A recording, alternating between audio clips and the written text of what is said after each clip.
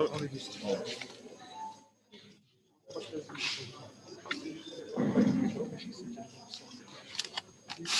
continue. Donc, vous avez l'ostéologie du membre supérieur, à commencer par la ceinture thoracique. Oui, qu'est-ce que j'ai dit à propos de la ceinture thoracique? Quels sont les os qui forment la ceinture scapulaire ou bien la ceinture thoracique? La clavicule et la scapula. Voilà. Alors, vous avez le cours ici. Le membre supérieur est un membre suspendu au tronc par la ceinture scapulaire, appelée aussi ceinture thoracique. La même chose. Pareil. Le squelette de la partie libre est constitué de l'humérus, du radius, ulna, des os du cap et des deux os de la main. Voilà, je vous ai ramené ici une maquette qui représente les os, le squelette du membre supérieur. Le squelette du membre supérieur. Vous avez la ceinture scapulaire qui est formée par la clavicule et la scapula, la clavicule en avant, en ventral, et la scapula en postérieur.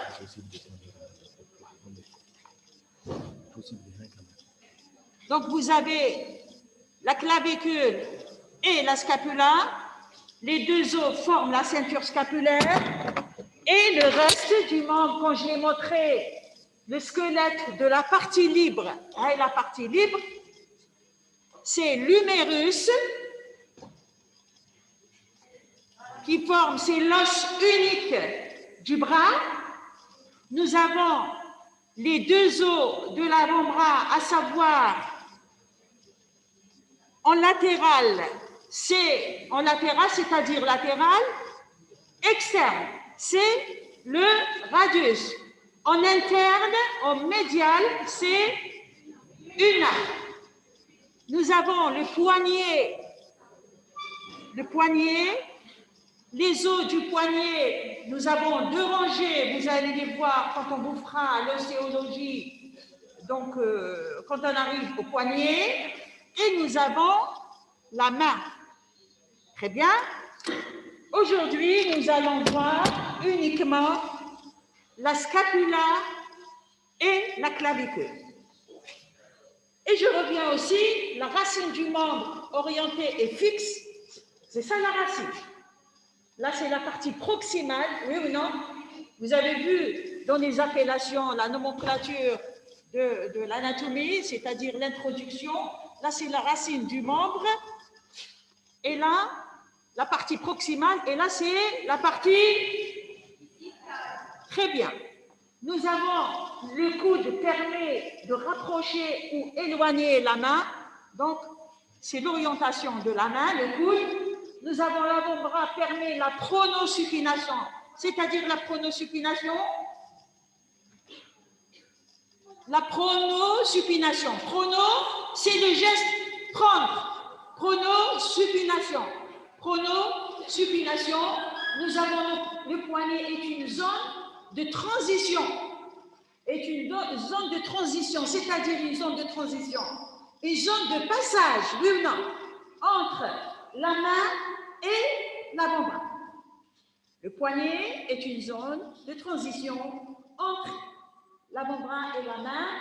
Il participe à l'orientation fine de la main. C'est-à-dire, c'est les gestes fins de la main. Ce n'est pas comme l'épaule, il oriente d'une manière globale. Nous avons appris les positionnements de l'épaule et du coude ainsi qu'à ses diverses mobilités. Là, juste une généralité sur le membre supérieur. Donc, le membre supérieur, son rôle, c'est quoi? Le membre supérieur, c'est la préhension. Est-ce que c'est la locomotion? Non. Le membre supérieur a son rôle dans la préhension. Au contraire, le membre inférieur, c'est la locomotion. Là, vous avez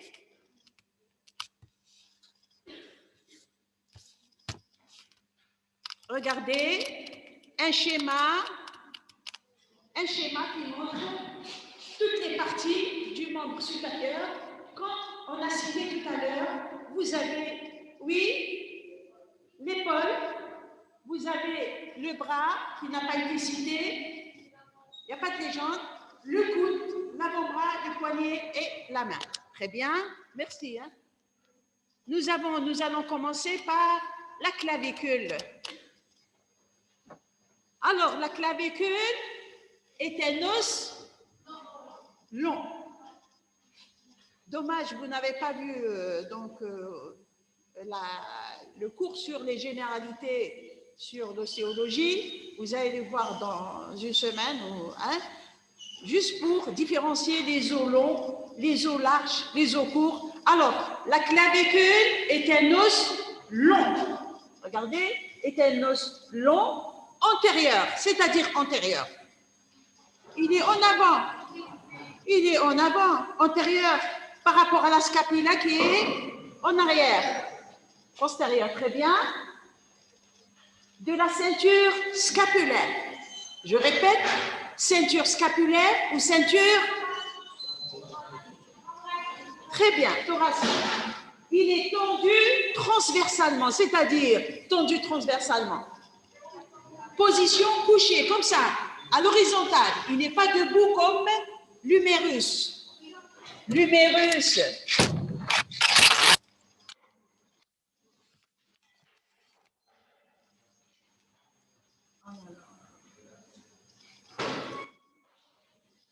L'humérus est un os long, debout, vertical. Par contre, la clavicule est un os long, oui, allongé. Allongé, il est tendu transversalement entre le sternum et la scapula. Où est le sternum? Regardez, le sternum, c'est cette, pardon. Le sternum, voilà.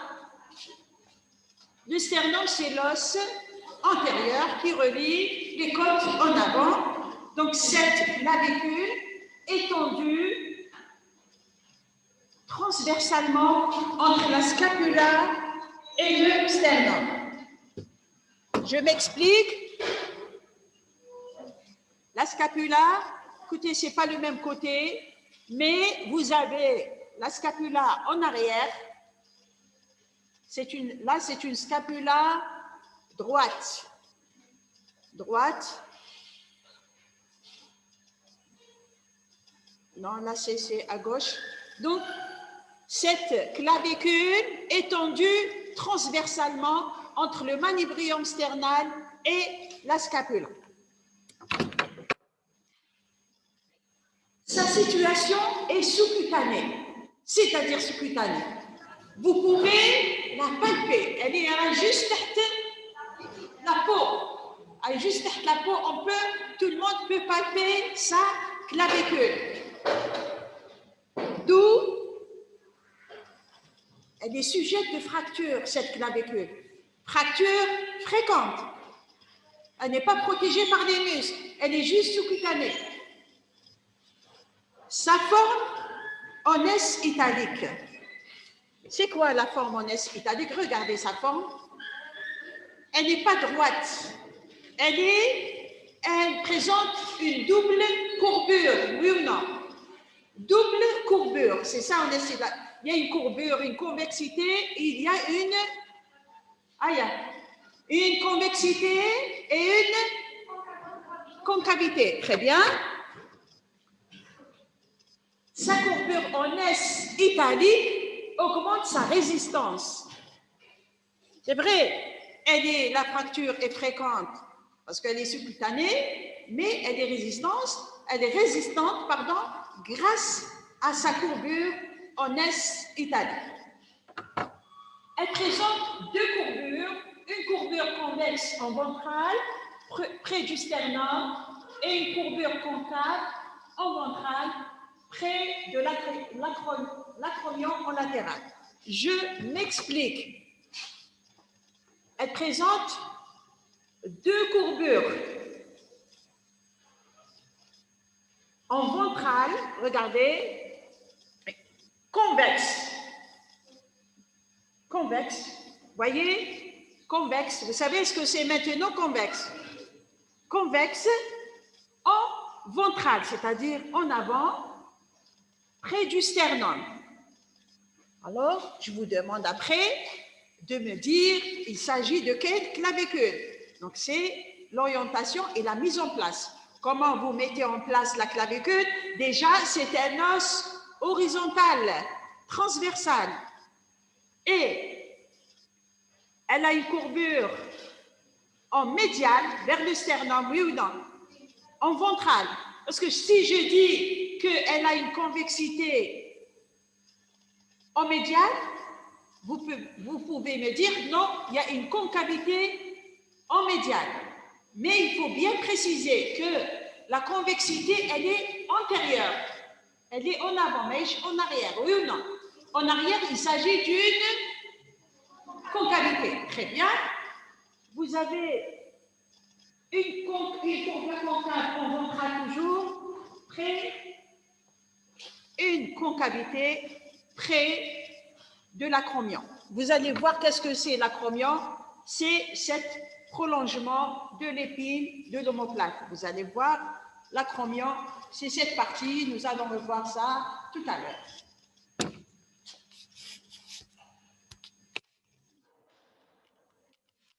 L'orientation de cette clavicule. La face inférieure parcourue par une gouttière. Face inférieure, écoutez, c'est une clavicule, la clavicule est un os allongé transversalement avec deux faces, une face supérieure et une face inférieure. Donc c'est une clavicule gauche, et une scapula droite. Donc nous avons une face inférieure et une face supérieure, l'extrémité aplatie de haut en bas, en dehors. Vous allez revoir ça, parce qu'il y a une extrémité aplatie en dehors qui va s'articuler avec l'acromion, et vous allez voir une autre extrémité en dedans ou médiane qui est plus volumineuse. Nous avons en avant le bord concave de cette extrémité. Le bord concave de cette extrémité. Vous avez compris? Je m'explique.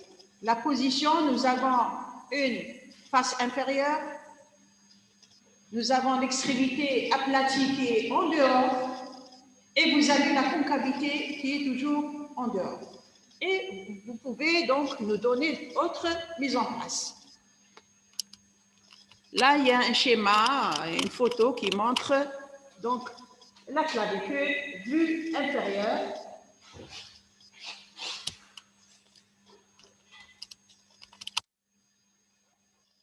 Elle présente un corps, le corps de la clavicule. Le corps de la clavicule, comme aussi la même chose. Un os long a un corps ou diaphyse, Même ici aussi, un os long présente un corps appelé diaphyse et deux extrémités ou épiphyse. Mais pour un os long a deux extrémités. Seulement, l'orientation n'est pas pareille. Comme la clavicule présente une extrémité médiale et une extrémité l'humérus, une extrémité supérieure et une extrémité inférieure. Bien, donc, nous avons un corps diaphyse, deux épiphyses, médial ou sternal. Médial ou sternal, vous êtes d'accord avec moi? Oui, médial ou sternal. Et latéral, vous continuez, je n'ai pas écrit.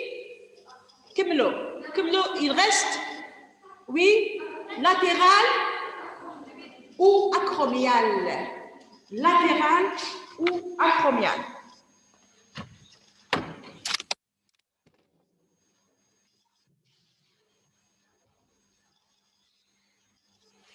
Vous allez corriger ou bien vous allez ajouter deux épiphyses. J'ai parlé médial ou cernal, latéral, oui,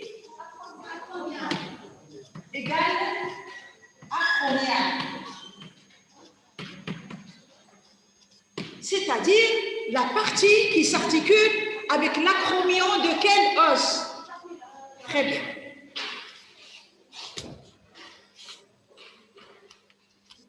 Là, une vue, cette photo, la même.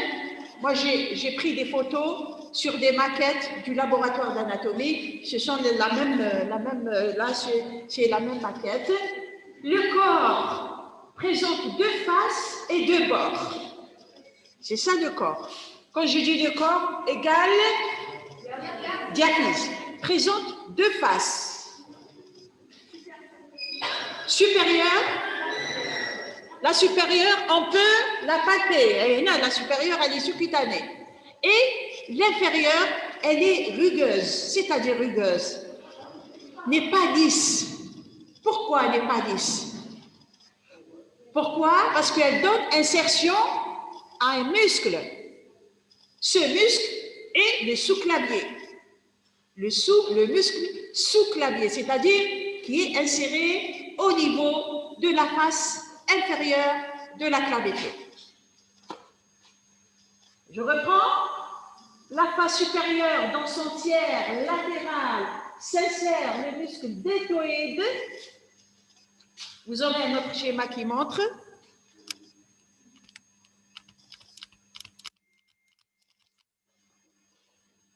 La face inférieure, donc, dans son tiers latéral s'insère le muscle deltoïde. Alors, c'est le numéro 8. Si je peux le montrer ici. Ici, l'insertion du deltoïde. Et j'anticipe un peu pour expliquer qu'est-ce que c'est le muscle deltoïde. Le muscle deltoïde, c'est ce muscle-là, qui forme le moignon de l'épaule. Vous allez le voir quand on vous fera la myologie. Donc, nous avons dans son tiers latéral, automatiquement latéral, oui ou non? Puisque le deltoïde latéral, c'est externe. Le muscle deltoïde en avant et le muscle trapèze en arrière. Le trapèze, c'est ce muscle-là. Le trapèze, c'est le muscle du dos. Nous avons dans ces deux tiers médiaux le muscle sternocléidomastoïdien. Les muscles sterno, dans son tiers, des tiers médiaux, le muscle sternocléidomastoïdien, c'est-à-dire sternocléido. Ce sont des muscles qui s'insèrent au niveau du sternum, manubrium sternal, au niveau de la clavicule et se terminent au niveau de la mastoïde. C'est un os, vous touchez derrière l'oreille. Derrière l'oreille. Donc, ces muscles, le sternum, cléidoclavicule, deux muscles, deux chefs qui forment le muscle sternocléidomastoïdien et se terminent en arrière sur la mastoïde. Là, c'est la face supérieure. La face inférieure,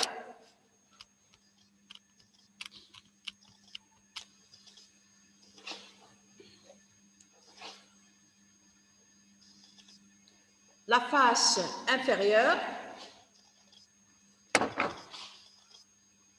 la partie médiane présente l'empreinte rugueuse du ligament costo-claviculaire, c'est-à-dire costo-claviculaire. C'est le ligament qui relie la première côte à la clavicule. Vous allez voir les ligaments, donc, ligament costo-côte, clavicule. C'est le ligament qui relie la clavicule Vous allez les trouver ici. Nous avons la partie latérale contrainte pour les insertions des ligaments coraco-claviculaires. Coraco-claviculaire, c'est-à-dire coraco-claviculaire. Coraco, c'est l'apophyse coracoïde. Regardez, c'est un os de la scapula. Regardez, coraco-claviculaire. Ce sont des ligaments qui relient la partie latérale de la clavicule à la scapula. Oui? Scapula, est-ce que toute la scapula? Non, c'est cette partie. Quand je dis coraco, c'est l'union entre l'apophyse coracoïde de la scapula avec la clavicule. Très bien. Vous avez le tubercule conoïde et la ligne trapézoïde. Là, sur le schéma, c'est en vert. Le tubercule conoïde, c'est un rond. Et vous avez la ligne trapézoïde.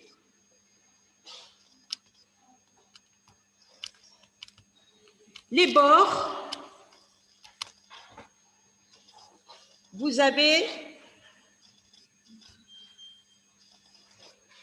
antérieur. Quand je dis automatiquement, quand il y a deux faces, il y a deux bords. Comme cette table, elle a deux faces, oui ou non? Une face supérieure et une face inférieure. Automatiquement, à deux bords. Un bord antérieur vers vous et un bord postérieur. C'est pareil pour la clavicule. Deux bords, un bord antérieur, courbure identique à la clavicule, en S italique. Bien sûr, il suit la courbure. En latéral, il présente le tubercule deltoïde.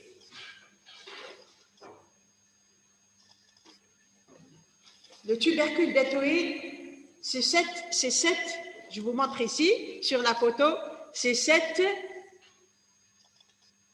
proéminence osseuse. Je ne sais pas si vous pouvez le voir de loin, il y a un petit bout, c'est ça le tubercule donc deltoïdien. Là, c'est en antérieur, en postérieur.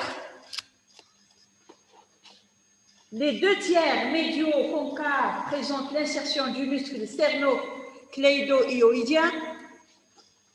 Les deux tiers médiaux.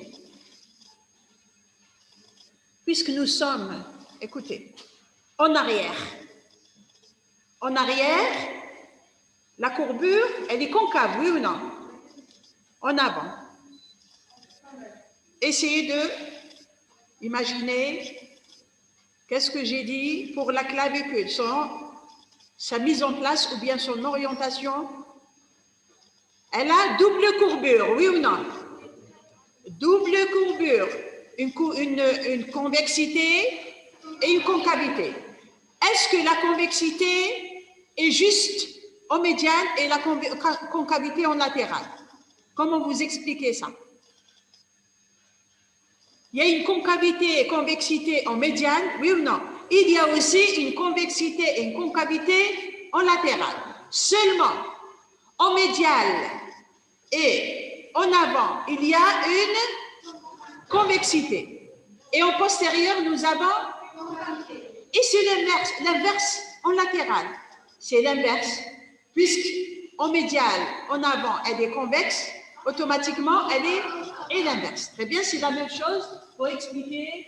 Donc, nous avons présente l'insertion du sternocléido-hyoïdien et le tiers latéral convexe dans l'insertion au muscle trapèze. Là, je l'ai déjà montré. Bon, si vous me demandez qu'est-ce que c'est hyoïdien, je vous ai montré juste sternocléido-mastoïdien et hyoïdien, non. Hyoïdien, c'est l'os hyoïde. Il y a un os isolé au niveau du cou. C'est un os qui divise le cou en deux parties. Hein? Donc, une partie antérieure et une partie inférieure. C'est bon pour je reprends avant d'avancer. La clavicule est un os pair. Vous savez ce que c'est pair? Deux os non symétriques, c'est-à-dire non symétriques. Si je divise en deux, est-ce que les deux parties se ressemblent? Non, asymétriques. Il est tendu transversalement. Il présente un corps ou diaphyse et deux extrémités ou épiphyse. Nous avons cet os, il a la forme d'un S italique avec double courbure, une convexité médiale et dorsale, non, postérieure. Écoutez, suivez-moi. J'ai dit une convexité médiale et postérieure. Est-ce que c'est vrai? Vous aurez des questions pareilles à l'examen. Je répète. Présente une convexité en médiane, ça c'est vrai. Est-ce que antérieure ou postérieure? Très bien. Les deux extrémités, donc nous avons deux faces, deux bords, deux extrémités. Une extrémité aplatie qui est latérale s'articule avec l'acromion de la scapula et une extrémité médiale, elle est volumineuse et s'articule avec le sternum. On passe, bon toujours, nous avons vu les bords, les faces, les extrémités, à refaire aussi, vous allez les répéter, une extrémité sternale volumineuse. Là aussi, c'est une photo de cette maquette. Là, une photo de près. J'ai pris une photo de cette maquette pour montrer l'extrémité volumineuse sternale. Vous avez l'extrémité sternale volumineuse, elle porte sur sa face inféro-antérieure la surface articulaire sternale, divisée en deux. Une pour le sternum en médial et une pour la première côte en latéral. Je m'explique. Bon, c'est vrai, c'est de loin, mais essayez de voir un peu. J'ai dit deux extrémités. Une extrémité médiale, sternale. Oui, et une extrémité latérale, acromiale. L'extrémité sternale est volumineuse. Présente une surface articulaire. Une surface articulaire divisée en deux parties. Une partie, regardez bien, une partie pour le sternum en médiane. Si je fais ça, une partie pour le sternum en médiane, interne, et une partie pour la première côte en latéral. Donc, vous voyez, je répète, que cette extrémité médiale s'articule avec le sternum et la première côte. Et vous allez revoir ça quand on vous fera l'articulation de l'épaule. L'extrémité acromiale, je répète aussi, elle est aplatie. Elle est aplatie. Si vous voulez passer tout à l'heure pour voir la pièce, elle est aplatie. Elle repose sur l'acromion. Je vous montre sur cette photo. Regardez. Voilà, sur la cam, je vous montre cette partie aplatie qui s'articule avec l'acromion.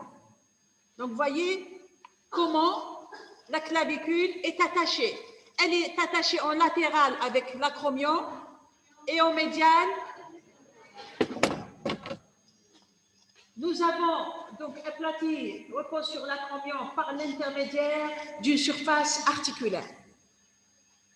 Vous avez fait avec moi le système articulaire, vous avez vu les articulations, les surfaces articulaires. Et nous avons dit qu'une articulation, il s'agit d'une liaison, oui, de deux ou plusieurs, très bien, os.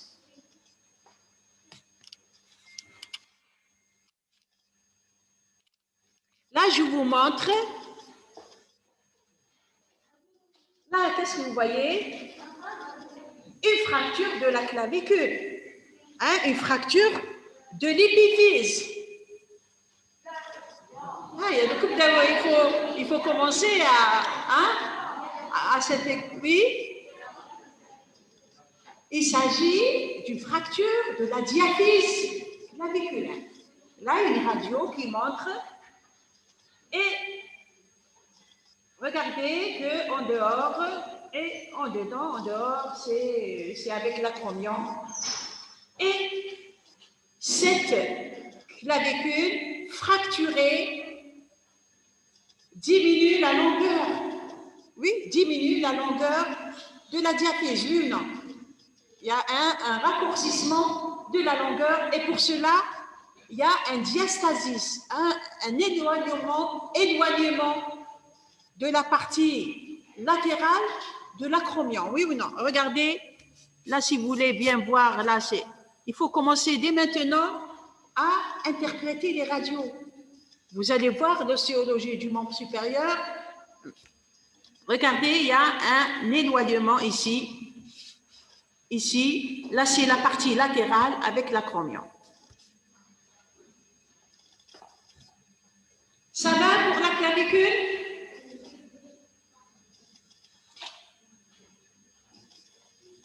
Qu'est-ce que j'ai dit pour la clavicule? Et forme avec la scapula. Nous avons vu la clavicule et nous passons tout de suite à la scapula. La même chose, ces deux photos que j'ai prises sur ces maquettes. C'est la même chose. Écoutez, cette maquette, c'est celle-là. J'ai pris des photos sur cette maquette. Et la scapula sur ces deux faces. Est-ce qu'une face supérieure et une face antérieure? Non. Maintenant, pardon.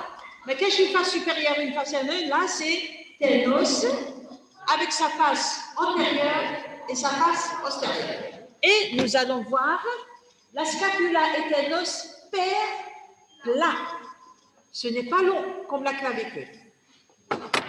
C'est un os plat, pair et non symétrique, bien sûr. Non symétrique. Il est pair. Nous avons deux scapulas, deux omoplates, deux scapulas, droite et gauche, non symétriques, situés sur la partie postéro-supérieure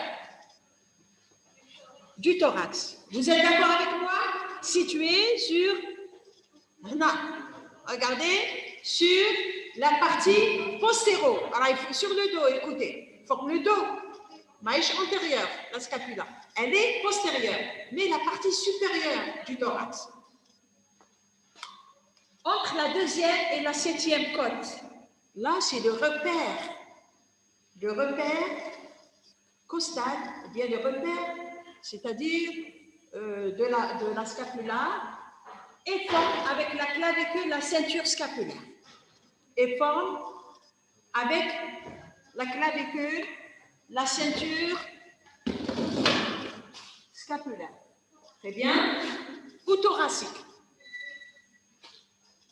La scapula a une forme triangulaire. C'est vrai? Triangulaire. Le triangle a combien de côtés? Là, on ne dit pas côté, on dit bord.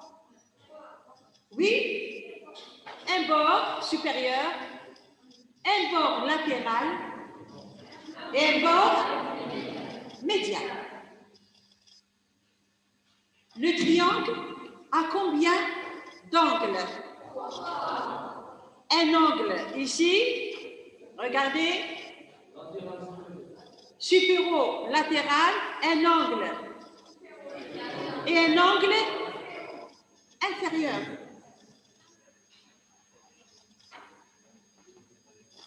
Triangulaire est présent à décrire deux faces, costale et postérieure, c'est-à-dire costale et postérieure. La costale, elle est postérieure ou antérieure? La costale. Si je fais ça en avant, s'il y a des côtes, oui ou non? En avant de la scapula, il y a des côtes. La face costale, elle est antérieure. Et la face postérieure? Bon. Si vous palpez votre dos, vous allez, si vous touchez votre dos, spécialement donc précisément votre scapula, est-ce que vous allez palper, toucher la face postérieure ou la face antérieure? Est-ce qu'il y a des côtes sur la face postérieure? Est-ce qu'il y a des côtes sur la face postérieure?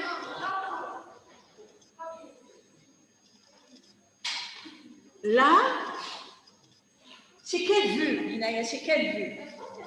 Postérieure. Là, j'ai deux dos et j'ai pris une photo. Là, c'est une vue postérieure. La face postérieure,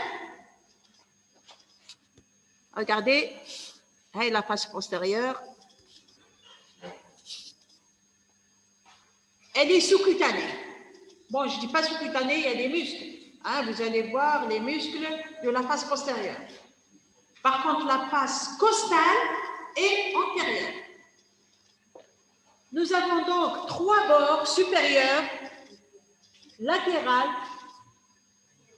donc supérieur, médial et latéral, trois angles, supérieur, inférieur et latéral. C'est déjà fait.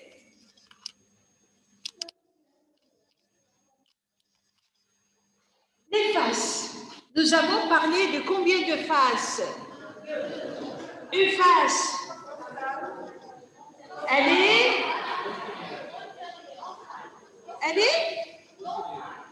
ventrale ou antérieure. Très bien. La face costale, ventrale ou antérieure. Et nous avons une face postérieure ou dorsale. Dorsale. Écoutez, quand je dis dorsale, pas uniquement le dos. Parce que pour la main, il y a, donc, nous avons ici le dos de la main, c'est la...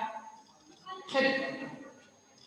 Nous avons la face ventrale ou antérieure costale excavée, c'est-à-dire excavée. Elle n'est pas droite, elle est une excavée. Mais écoutez, là c'est un os, il y a des muscles qui recouvrent cet os. Nous avons excavé et constitue la fosse sus-scapulaire. Si je vous dis, par définition, c'est quoi la fosse subscapulaire? Attendez, donnez-moi la définition de la fosse subscapulaire. C'est quoi la fosse subscapulaire? La fosse subscapulaire est représentée donc par la face antérieure ventrale de la scapula.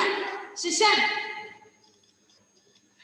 Nous avons aussi, elle donne insertion au muscle subscapulaire sur sa plus grande étendue et au muscle dentelé antérieur. Là, on ne va pas rentrer dans le détail. Cette fosse subscapulaire donne insertion aux muscles. Vous allez les voir prochainement.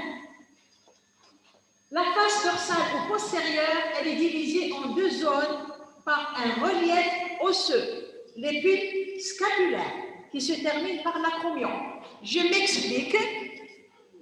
Là, c'était la face antérieure. Appelée. Très bien. La face postérieure, regardez bien. Elle est divisée par un relief osseux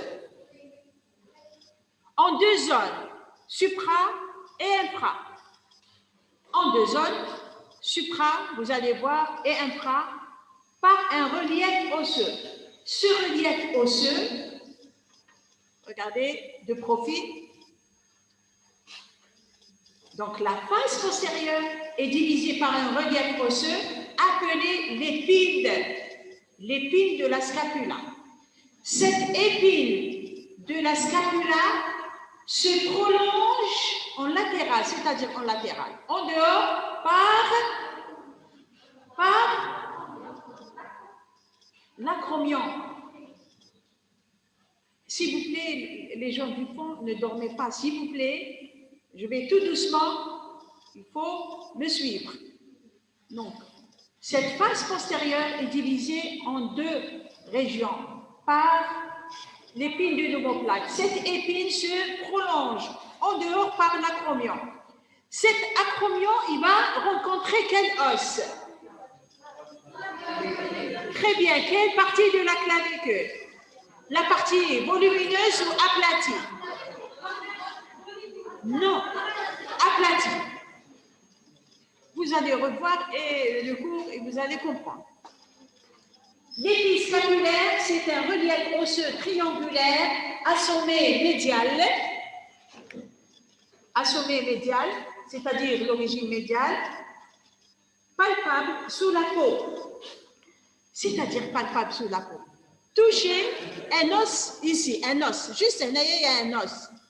C'est ça l'épine de l'omoplate.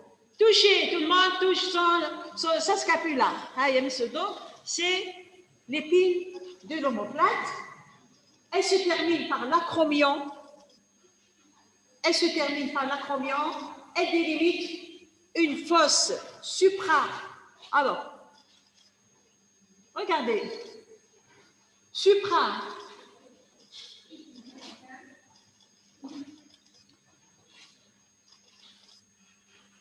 Vous continuez, dites-moi, expliquez-moi la face postérieure maintenant. La face postérieure est divisée très bien en deux régions par l'épine de l'omoplate. Cette épine de l'omoplate qui se prolonge en dehors par... Et cette épine de l'omoplate, nous avons dit, elle divise la scapula sur sa face postérieure en deux régions. Une région supérieure ou supra-épineuse, c'est-à-dire au-dessus de l'épine. Oui ou non? L'épine, au-dessus de l'épine. Et une partie au-dessous de l'épine ou bien... Très bien. Nous avons l'acromion. C'est quoi l'acromion? Je l'ai déjà expliqué. Alors, l'acromion, c'est le prolongement de l'épine scapulaire. Sa face postéro-supérieure est palpable. Sa face postéro-supérieure est palpable. Vous touchez, vous avez déjà palpé. Sous la peau, son extrémité porte une surface articulaire ovalaire et s'articule avec l'extrémité latérale de la clavicule. Ceci a été déjà expliqué. Je passe. Les insertions musculaires, je ne vais pas m'attarder, vous allez les revoir avec les muscles de l'épaule. L'insertion musculaire au-dessus de l'épine,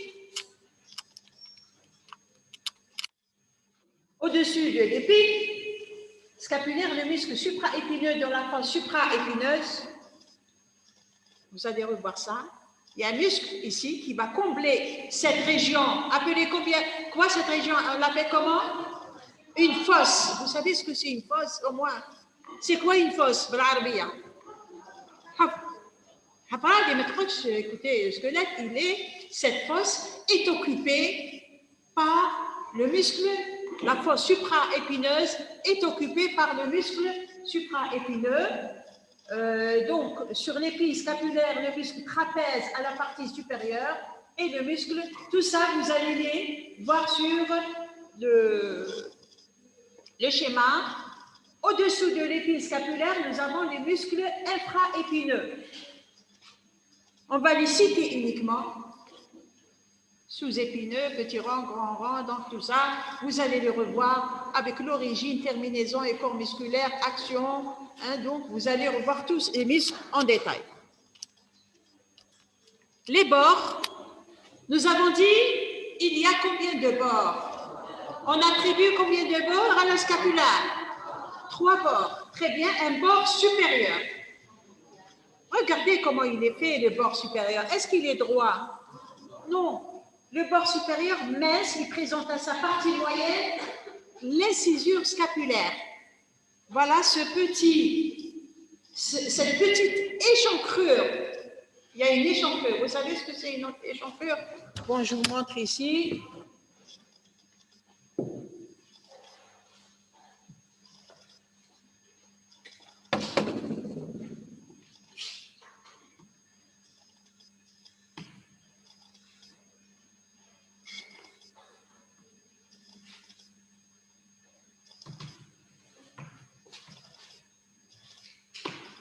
Regardez, c'est ça l'incisure. Cette échancrure qui donne après, elle va.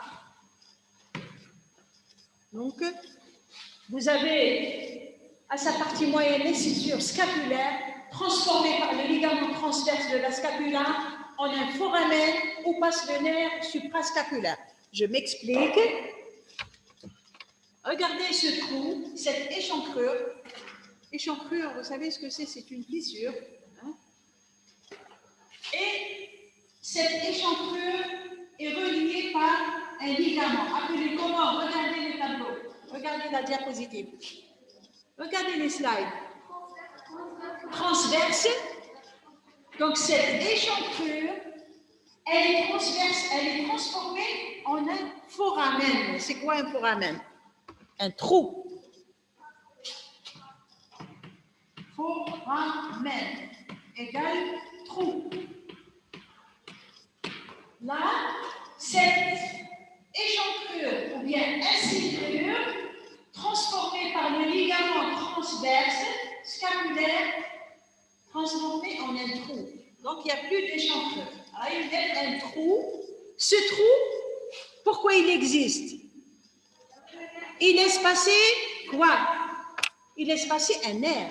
Il y a un nerf qui passe par le nerf donc scapulaire. Latéralement à cette incisure, le processus coracoïde. Latéralement, plus en dehors de cette incisure, il y a l'apophyse coracoïde. L'apophyse coracoïde, tout ça. L'apophyse coracoïde. Qui ressemble à quoi cette apophyse coracoïde? Apophyse coracoïde ressemble à un doigt demi-fléchi. Un doigt demi-fléchi. Latéralement à cette incisure, le processus coracoïde, un prolongement osseux en doigt fléchi, demi-fléchi. Le bord médial ou spinal, nous avons vu le bord supérieur. Là, c'est le bord supérieur, oui ou non? Le bord supérieur comprend cette échancrure ou incisure qui est donc fermée par les ligaments et devient foramen pour livrer passage à un nerf. En dehors de cette incisure, nous avons l'apophyse coracoïde. Donc, vous voyez, sur le bord supérieur, déjà, nous avons deux éléments, oui ou non? Quels sont ces deux éléments? Vous avez sur les... Oui, l'incisure oui, scapulaire, et vous avez l'apophyse ou bien le processus, apophyse ou processus coracoïde. Vous avez le bord latéralement, donc le bord médial. Si je dis le bord médial ou spinal, c'est-à-dire le bord médial ou spinal. Bord médial, spinal, c'est-à-dire spinal. Oui, spinal, c'est les épines des vertèbres. Vous avez la colonne vertébrale. Voilà. Et la colonne vertébrale, elle est médiane. Oui. Il y a deux omoplates, droite et gauche. Nous avons au milieu. Et cette colonne vertébrale, regardez les épines. C'est pour ça appelé bord médial ou spinal. À la partie antérieure, l'insertion du muscle dentelé antérieur. Je ne vais pas vous expliquer, vous allez le revoir. À la partie postérieure aussi, il y a des insertions musculaires du muscle élévateur de la scapula haut. Bord spinal qui donne insertion au muscle. Le bord latéral ou axillaire. Regardez le bord latéral. Ou axillaire. Pourquoi axillaire? Ce bord latéral appelé axillaire. Parce qu'il regarde le creux axillaire, les aisselles. Le creux, là il y a un creux, oui ou non? Appelé creux axillaire. Ce creux axillaire, sa paroi médiane est formée par le bord médial de la scapula. Il s'épaissit au niveau du col de la scapula. Ce bord axillaire s'épaissit ici. S'épaissit au niveau du col de la scapula. À ce niveau.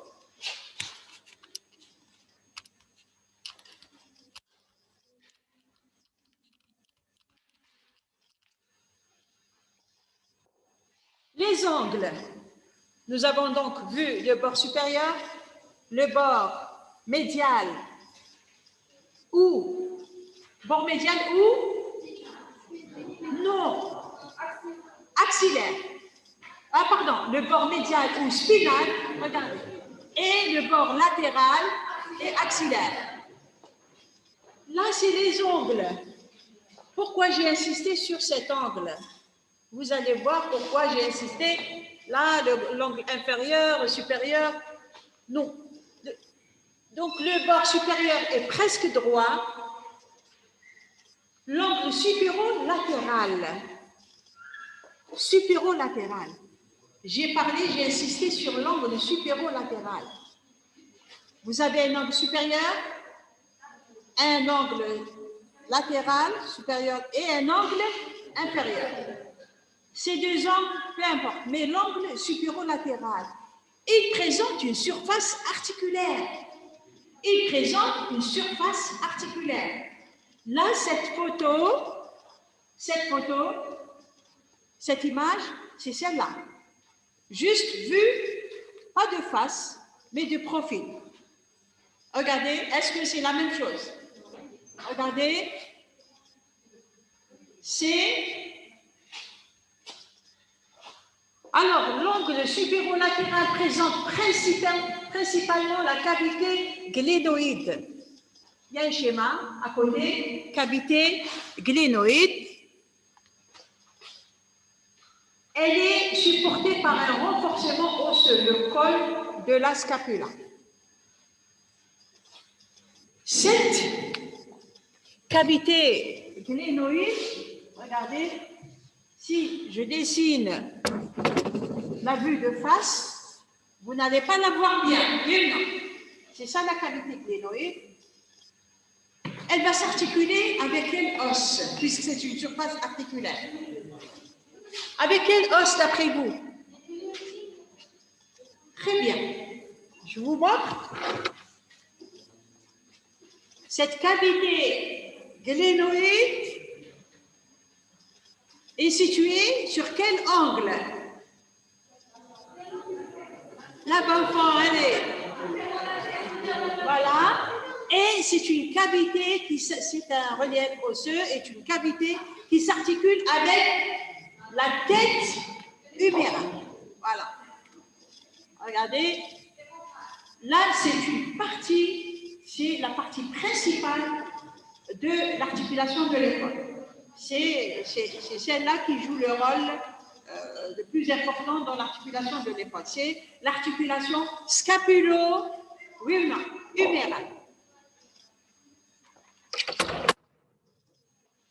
Voyez bien, il y a l'acromion, il y a le processus coracoïde, l'acromion, processus coracoïde et la cavité glénoïde.